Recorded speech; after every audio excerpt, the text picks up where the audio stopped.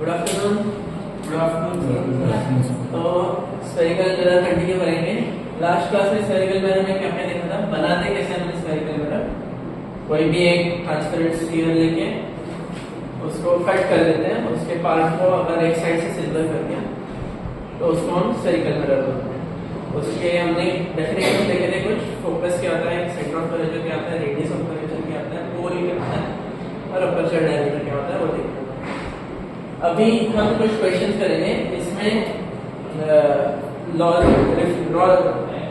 Formula mirror formula नहीं है, mirror formula के पहले कुछ क्वेश्चंस करते हैं, उसमें आइडिया आएगा कि हम मिरर्स के लिए कैसे सॉल्व करेंगे, वो आइडिया आएगा।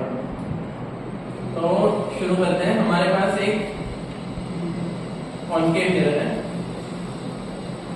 एक रे आ रही है, यहाँ पे सेंटर ऑफ कर्वेचर है, यहाँ पे पोल है। एक रे आ रही है पैरेलल टू सीपी। सीपी क्या है हमारा, प्रिंसिपल एक्सिस। प्रिंसिपल एक्सिस के पैरेलल एक रे आ रही है, रिफ्लेक्ट होने के बाद वो पोल को स्ट्राइक करेगी। ये पॉइंट एम बोलते हैं। तो सीपी के पैरेलल एक रे आ रही है और वो रिफ्लेक्ट होके पोल को स्ट्राइक करेगी। हमें निकालना क्या है, हमें निकालना है कि इस केस में एंगल ऑफ इंसिडेंस कितना है। तो ट्राई कर लो तुम लोग, क्या क्या यूज करना है हमें। हमें पता है लॉज ऑफ रिफ्लेक्शन क्या होता है। लॉज ऑफ रिफ्लेक्शन बोलते हैं कि angle of incident ray, reflected ray और नॉर्मल तीनों सेम प्लेन में होते हैं, और angle of incidence is equal to angle of reflection. ये दो चीजों से ये क्वेश्चन सॉल्व हो जाना चाहिए। ठीक है, तो कैसे सॉल्व करेंगे हम, पहले नॉर्मल ड्रॉ करते हैं। सेंटर ऑफ कर्वेचर से एंड पॉइंट तक एक जो नॉर्मल होगा स्फेरिकल मिरर के लिए वो सी पॉइंट से पास करेगा। क्योंकि नॉर्मल क्या होता है, सरफेस के परपेंडिकुलर होता है। जो रेडियस होता है वो स्फीयर के लिए सरफेस के परपेंडिकुलर होता है। तो ये बन गया हमारा नॉर्मल, डॉटेड बना लेगा। ये हो गया, ये बन गया हमारा नॉर्मल। तो एंगल ऑफ इंसिडेंस ये आई रहेगा, और हमें एंगल ऑफ रिफ्लेक्शन पता करना है। एंगल ऑफ रिफ्लेक्शन कितना होगा, लॉ ऑफ रिफ्लेक्शन बोलते हैं angle of incidence is equal to angle of reflection. ये एंगल ऑफ इंसिडेंस है, ये एंगल ऑफ रिफ्लेक्शन है, तो ये दोनों आई हो जाएंगे।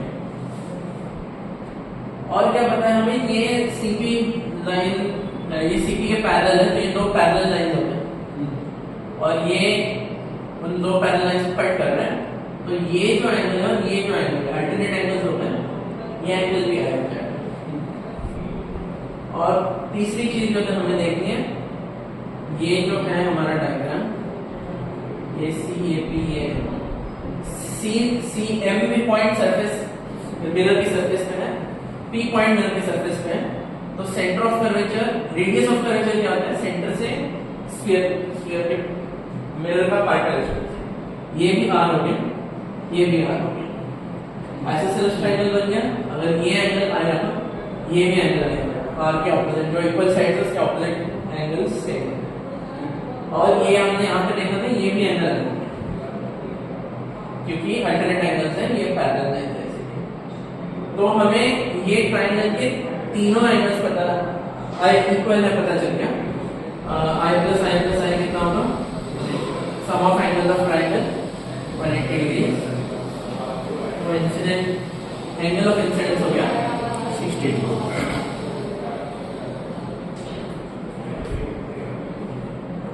तो यहाँ पे हमारा क्वेश्चन खत्म हो गया। हमने क्या क्या किया, हमने एंगल ऑफ इंसिडेंस निकाला, एंगल ऑफ रिफ्लेक्शन के बराबर कर दिया, वो आया हमारा laws of reflection. Angle of incidence is equal to angle of reflection. ये एंगल और ये एंगल इक्वल रहेंगे। फिर पैरेलल लाइंस प्रॉपर्टी यूज किया, ये भी एंगल आई हो गया, और आइसोसेलेस ट्रायंगल की प्रॉपर्टी यूज किया, ये भी एंगल आई हो गया। तीनों एंगल आई हो गए, टोटल एंगल 60 डिग्री हो गया। अब क्वेश्चन यहाँ पे खत्म हो गया, लेकिन और क्या क्या सीख सकते हैं हम इस क्वेश्चन से। ये एंगल 60, ये एंगल 60, ये एंगल भी 60, सारे एंगल 60 डिग्री हो गए। और यहाँ पे पी पॉइंट पे भी मिरर है, ये अभी ये एम पॉइंट से रिफ्लेक्ट होके आता है, लेकिन अभी पी पॉइंट पे भी मिरर है, तो यहाँ पे फिर से और फिर यहाँ पे फिर से एक बार मिरर को मीट करेगा, फिर यहाँ पे फिर से एक बार रिफ्लेक्शन होगा। तो अभी यहाँ पे एंगल 60 डिग्री, ये हमारा नॉर्मल है, CP is normal to the sphere spherical mirror, तो ये एंगल 60 डिग्री, तो ये एंगल भी 60 डिग्री है। और यहाँ पे भी रिफ्लेक्शन हो रहा है, यहाँ से फिर से हमने एक नॉर्मल बना दिया, तो ये एंगल कितना रहेगा, यहाँ पे एंगल ऑफ इंसिडेंस कितना रहेगा, ये 60 है, ये दोनों CP और CN ये दोनों रेडियस ऑफ कर्वेचर है, तो एंगल ऑपोजिट को दोनों ऑपोजिट एंगल्स हो गए, ये भी 60 डिग्री आ जाएगा, ये और ये इक्वल है, तो ये आइसोसेलेस ट्रायंगल प्रॉपर्टी, 60 के ऑपोजिट जो साइड है ये भी इक्वल साइड है, तो इक्वल साइड के ऑपोजिट एंगल 60 डिग्री रहेंगे। फाइनली फिर से एक बार इधर एंगल ऑफ इंसिडेंस 60 है, एंगल ऑफ रिफ्लेक्शन 60 डिग्री हो जाएगा। तो हमने क्या देखा कि रे पैरेलल टू CP आ रही है, M पे रिफ्लेक्शन हुआ, P पे रिफ्लेक्शन हुआ, N पे रिफ्लेक्शन हो गया, और वापस एक बार पैरेलल जा रही है। तो हम और एक और चीज देखते हैं, यहाँ पे डिविएशन कैलकुलेट करते हैं। डिविएशन क्या होता है, अगर रिफ्लेक्टेड रे और अगर ये रे बिना रिफ्लेक्ट होके जाती तो उससे कितना एंगल बना रहा है, इस एंगल को हम डिविएशन बोलते हैं, डेल्टा 1, डेल्टा 2, डेल्टा 3। तो फर्स्ट रिफ्लेक्शन का फॉर्मूला क्या था, हमने प्लेन वेव में देखा था। रिफ्लेक्शन का फॉर्मूला होता है, डिविएशन का फॉर्मूला होता है, डिविएशन का फॉर्मूला होता है 180 माइनस 2i। तो यहां से डिविएशन कितना आ गया, अगर इंसिडेंट एंगल 60 i 60 डिग्री है, 180 minus 2i is equal to 60 degree. किस डायरेक्शन में, ऐसे जा रहा था, अभी ऐसे जा रहा है, क्लॉकवाइज घूम रहा है। P पॉइंट पे कितना डिविएशन हुआ, डेल्टा 2, 180 माइनस 2i, i कितना है 60 degree is equal to 60 degree clockwise. N point पे कितना डिविएशन हुआ, delta 3, 180 minus 2i is equal to 60 degree clockwise. तो टोटल डिविएशन कितना रहेगा, सेम साइन सेम साइन से होगा, सब क्लॉकवाइज होगा डिविएशन। तो टोटल डिविएशन भी deviation 1 plus deviation 2 plus deviation 3 is equal to 60 plus 60 plus 60 is equal to 180 degree. तो अगर इस डायरेक्शन में जा रहा था, रिफ्लेक्ट होने के बाद 180 डिग्री घूम के एग्जैक्ट अपोजिट डायरेक्शन में मूव कर रहा था। और क्या क्या देख सकते हैं इस एग्जांपल में, हम ये निकाल सकते हैं कि इंसिडेंट रे और रिफ्लेक्टेड रे में एंगल कितना है, डिस्टेंस कितना है, पैरेलल में दोनों, डिविएशन 180 डिग्री, तो ये डिस्टेंस निकालता है यहां से यहां। तो ये डिस्टेंस कैसे निकालेंगे, यहां पे हम परपेंडिकुलर ड्रॉप करना है, ये r है, CM लेंथ r है, रेडियस ऑफ कर्वेचर, और ये एंगल 60 डिग्री है, तो ये हो जाएगा r sin 60, ये हो जाएगा r sin 60। तो distance between incident ray and reflected ray, कितना डिस्टेंस में अगर हमने रे भेजा तो कितने डिस्टेंस में मूव शिफ्ट हो जाएगी और अपोजिट डायरेक्शन में वापस आ जाएगी। Distance will be equal to 2r sin 60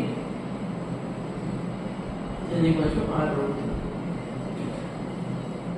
तो क्वेश्चन में अगर इंसिडेंस एंगल ऑफ इंसिडेंस पूछा होगा तो यहां से एंगल 60 डिग्री आएगा। अगर डेविएशन कितना होगा पूछा होगा तो हम deviation is delta 1 delta 2 plus delta 3 180 degree निकालेंगे। और अगर जिस रे कितना शिफ्ट हुआ रिफ्लेक्शन होने में वो पूछा होगा तो distance between two rays will be r3।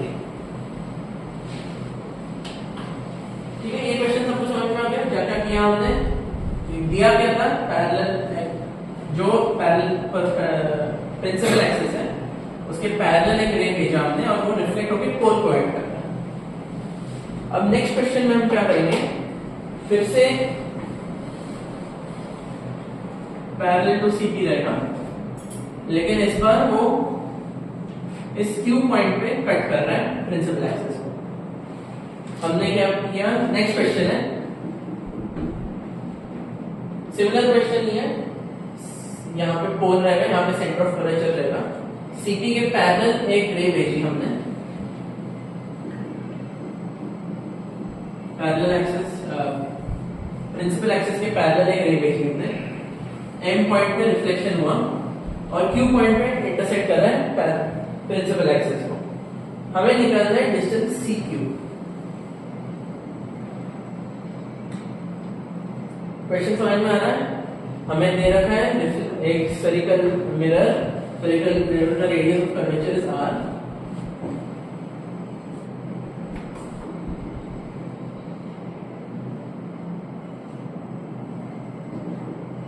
Radius of curvature is r, और उसके प्रिंसिपल एक्सिस के पैरेलल एक रे भेज दी हमने।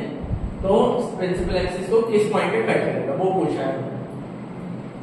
फिर से हमें क्या क्या यूज करना है इसमें? हमें यूज करना है लॉज ऑफ रिफ्लेक्शन यूज करना है, और कुछ नहीं, ज्योमेट्री थोड़ा यूज करना पड़ेगा। अगर पैरेलल एक्सिस प्रिंसिपल एक्सिस के पैरेलल रे आ रही है तो प्रिंसिपल एक्सिस को कहां पे कट करेगी वो पूछा है। x is equal to question mark C Q distance कितना है, distance between centre of curvature किस यहां पे कट कर रहा है वो प्रिंसिपल एक्सिस को, उन दोनों के बीच का डिस्टेंस कितना रहेगा वो पूछा है। कैसे करेंगे? फिर से हमें लॉज ऑफ रिफ्लेक्शन लगाना है। Angle of incidence is equal to angle of reflection. तो एंगल ऑफ इंसिडेंस और एंगल ऑफ रिफ्लेक्शन के लिए नॉर्मल बनाना पड़ेगा हमें, ये आए तो ये भी आए। और क्या पता है हमें? ये cm डिस्टेंस r पता है हमें, रेडियस ऑफ कर्वेचर है, cm डिस्टेंस r है। अगर ये एंगल आए हैं MC जो है ये दो पैरेलल लाइंस को कट कर रहा है, तो फिर से ये एंगल और ये एंगल सेम रहेंगे, अल्टरनेट एंगल्स बन जाएंगे। तो ये आएगा तो ये भी आएगा ना। तो अगर ये दोनों एंगल सेम है, ये x है तो ये भी x हो जाएगा। अब हमें x और r के बीच में रिलेशन निकालना है। I गिवन है हमें, I के टर्म्स में x और r के बीच में रिलेशन निकालना है। तो हम बहुत सारे मेथड बना सकते हैं, साइन रूल कोसाइन रूल से भी आ जाएगा, लेकिन सिर्फ प्योर ज्योमेट्री से करेंगे। तो यहां से परपेंडिकुलर ड्रॉ कर देंगे, तो ये डिस्टेंस कितना हो जाएगा? x कोसाइन, ये 90 डिग्री है, ये x है तो ये डिस्टेंस x कोसाइन हो जाएगा। r is equal to x cosine, ये डिस्टेंस x कोसाइन हो गया। ये ट्रायंगल में ये डिस्टेंस x है, ये एंगल I है, तो ये डिस्टेंस भी x कोसाइन हो जाएगा। तो टोटल रेडियस ऑफ कर्वेचर को मैं x cosine plus x cosine लिख सकता हूं। x is equal to r upon 2 cosine.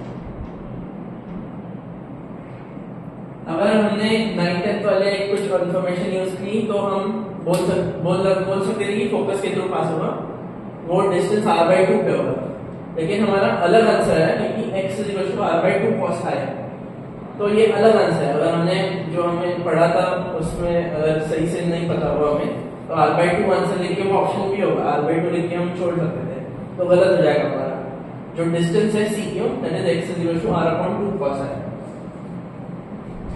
और ये क्वेश्चन में अगर हमने एंगल ऑफ इंसिडेंस को 60 डिग्री रख दिया, जो ये वाले क्वेश्चन का आंसर था, फर्स्ट क्वेश्चन का आंसर था, for I is equal to 60 degree,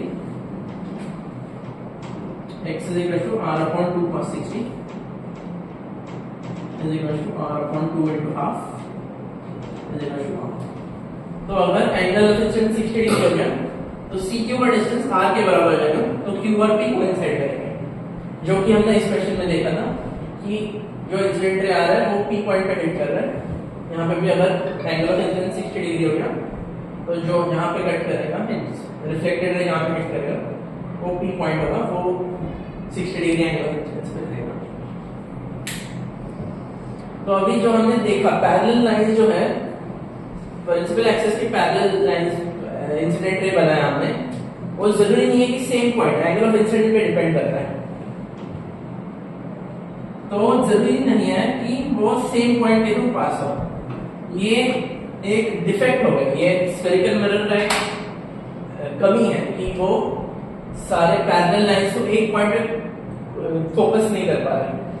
अगर हमने एक मिरर में बहुत सारे पैरेलल बेस्ड इंसिडेंट कर दिए तो जो अलग अलग पॉइंट्स पे क्रॉस करेंगे।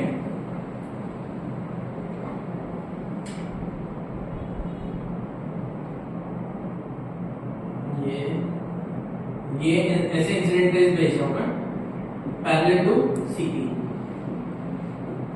और जो रिफ्लेक्टेड रेज है वो अलग अलग पॉइंट्स पे इंटरसेक्ट कर रहे हैं। तो इस चीज को हम ये स्फेरिकल मिरर में डिफेक्ट है, प्रॉब्लम है कि वो सारे पैरेलल रेज को एक पॉइंट पे फोकस नहीं कर पाते हैं। इसको हम बोलते हैं स्फेरिकल एबरेशन। Spherical aberration. यहाँ पे एंगल ऑफ इंसिडेंस ज्यादा है, एंगल ऑफ इंसिडेंस ज्यादा है, तो जिस पॉइंट पे इंटरसेक्ट करेगा हमारे प्रिंसिपल एक्सिस को वो पॉइंट x डिस्टेंस ज्यादा है, c से दूर हो गया। एंगल ऑफ इंसिडेंस ज्यादा है तो यहाँ पे q पॉइंट यहाँ पे आ गया, यहाँ पे एंगल ऑफ इंसिडेंस कम हो गया तो c पॉइंट और थोड़ा c के पास आ गया। इस फॉर्मूला से हम देख रहे हैं कि एंगल ऑफ इंसिडेंस पे कैसे वेरी करता है, किस पॉइंट पे प्रिंसिपल एक्सिस को इंटरसेक्ट करता है। और हमें और क्या देखना है इसी क्वेश्चन से, हमें देखना है कि जो भी पॉइंट्स हैं, जो भी पैरेलल रेज है वो एक पॉइंट पे इंटरसेक्ट नहीं कर रहे, अलग अलग पॉइंट्स पे इंटरसेक्ट कर रहे हैं। इसको हम बोलते हैं स्फेरिकल एबरेशन। स्फेरिकल मिरर का एक प्रॉब्लम है कि पैरेलल रेज को एक पॉइंट पे फोकस नहीं कर रहा, तो हमें ये हटाने की कोशिश कर रहे हैं। Spherical aberration is the incapability of a spherical mirror. Spherical mirror में जो प्रॉब्लम है, incapable है, वो सारे पैरेलल रेज को एक पॉइंट पे फोकस करने का वो उसकी incapability वो नहीं कर पाता। इसीलिए ये हो गया हमारा spherical aberration। अगर हटाना है हमें spherical aberration तो तीन चीजें कर सकते हैं। फर्स्ट चीज है कि हम spherical mirror यूज ना ही करें। spherical mirror का एक स्फेरिकल मिरर की में प्रॉब्लम है स्फेरिकल एबरेशन की, तो use parabolic mirror instead. Parabolic mirror, parabola हम पढ़ेंगे मैथ्स में कोडिंग सेक्शंस में, रिफ्लेक्शन वगैरह करेंगे वहां पे। तो पैराबोलिक मिरर का प्रॉपर्टी है कि पैरेलल रेज हमेशा एक ही फोकस के थ्रू पास करेंगे, तो ये पैराबोलिक मिरर यूज करेंगे तो स्फेरिकल एबरेशन हट गया। लेकिन हमने स्फेरिकल मिरर का कमी को नहीं हटाया, मैं दूसरे मिरर यूज करते हैं। तो और क्या कर सकते हैं हम, जो स्फेरिकल मिरर है उसका अपर्चर कम कर सकते हैं, use mirror with small aperture.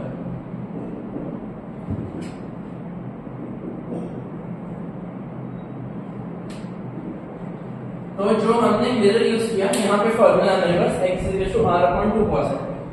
अगर स्मॉल अपर्चर किया तो एंगल ऑफ इंसिडेंस भी स्मॉल हो जाएगा, क्योंकि ये पार्ट हट गया बेसिकली,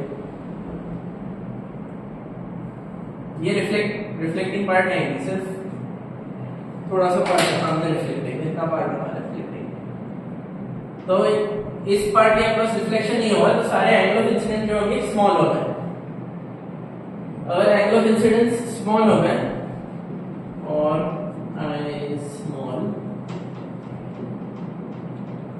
अगर एंगल आई स्मॉल में तो कॉस आई कितना आ जाएगा 1। तो x is equal to cos I की वैल्यू 1 पुट कर दी r/2। ये हमने जो जब छोटे थे तो पढ़े थे हमने कि पैरेलल रेज हमने भेजा अगर एक स्फेरिकल मिरर को तो वो x is equal to r/2 पे इंटरसेक्ट करेंगे। ये सिर्फ तभी होगा जब अपर्चर स्मॉल है, तभी होगा। अगर हमारे एंगल ऑफ इंसिडेंस का रेंज कम रहा सिर्फ तभी हम बोल सकते हैं कि हमारा जो एक पॉइंट पे कोइंसाइड करेगा वो x is equal to r/2 पे रहेगा। अगर अपर्चर स्मॉल नहीं रहा, अगर स्फेरिकल एबरेशन होगा तो एक पॉइंट पे इंटरसेक्शन होगा, वो नहीं बोल सकते, अलग अलग पॉइंट पे हो सकता है इंटरसेक्शन। यहाँ पे भी पेज बनेगा, यहाँ पे भी पेज बनेगा, हर पॉइंट पे पेज बन सकता है। इसीलिए हमने स्मॉल अपर्चर यूज किया। स्मॉल अपर्चर के लिए I small cos i is 1, x is equal to r/2 into cos i 1, तो x is equal to r/2 आ गया। ठीक है, ये हम बन गया हमारा यूज मिरर में स्मॉल अपर्चर। तो हम क्या क्या कर सकते हैं, अगर बड़ा मिरर दे दिया उसको कट कर सकते हैं हम। एक ग्लास का ही बना होता है मिरर हमारा, तो उसको कट कर सकते हैं, तो उसको कट कर देंगे। अगर हम ब्रिटल रहा मिरर, अगर हमें डर लग रहा है कट करने में, तो यहाँ पे हम पेंट भी कर सकते हैं। रिफ्लेक्शन ना होने के लिए हम यहाँ पे पेंट कर देंगे, तो यहाँ पे रिफ्लेक्शन नहीं होगा, ब्लैक पेंट कर देंगे। अगर ब्लैक पेंट कर दिया तो यहाँ पे रिफ्लेक्शन नहीं होगा, सिर्फ इतने पार्ट में रिफ्लेक्शन होगा।